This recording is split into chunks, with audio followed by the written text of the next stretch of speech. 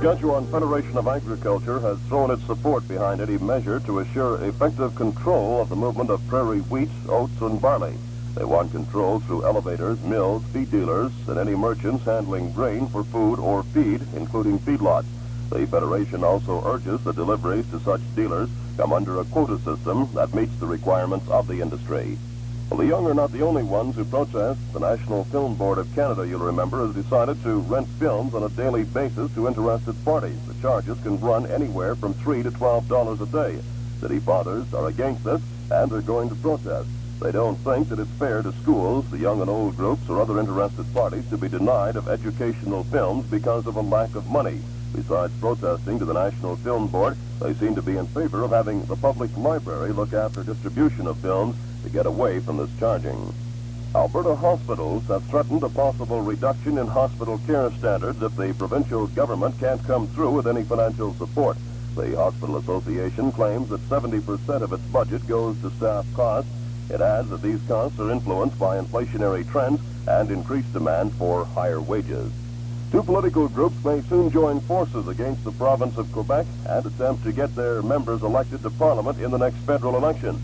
The unilingual Dominion of Canada Party, which wants English as Canada's only official language, will decide next week whether to unite with the Voice of Western Canadians. The latter group claims to have 300 members. Both adopt the slogan, "No more catering to Quebec," and they will try and get representation in Ottawa. Well, President Nixon is 57 today, and a quiet family dinner at the White House is planned to mark the event. The president returned to Washington last night after a 9-day stay at his San Clemente, California home. The Canadian Home and School and Parent Teachers Federation has released a final report on teenage drug use. Chairman, Mrs. Hyman Kuchansky, was asked why her committee prepared such a report. Our executive was most concerned with the figures that were being bandied about of drug usage across the country. And we felt that before we could develop an educational program, we would have to find out just how true and how extensive drug usage was.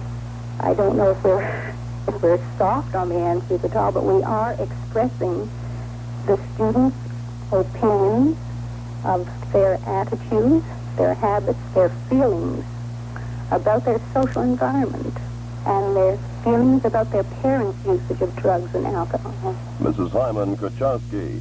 Well, a 5-ton elephant named Kate has been on the loose in north central Florida for 5 days. It's been bathing in lakes, eating palm trees, and eluding passes. The elephant, named Kate, of course, escaped from the Clyde Beatty Circus near Delano last Sunday. And since then, police have been swamped with calls from people who say, "You won't believe this, but I just saw a big gray elephant." More Kaleidoscope News in 6 minutes. What if that elephant sings? Kate, you know, she's having a special on TV. A good morning from CJME. Well, it's now 18 minutes after 7 from CJME. 18 minutes after 7, the temperature 11 below zero right in front of the studio, and it it's 12 degrees below zero. I'd like to take the opportunity to say good morning to Montreal Street. Hope you're all having good Wheaties this morning. Here's George.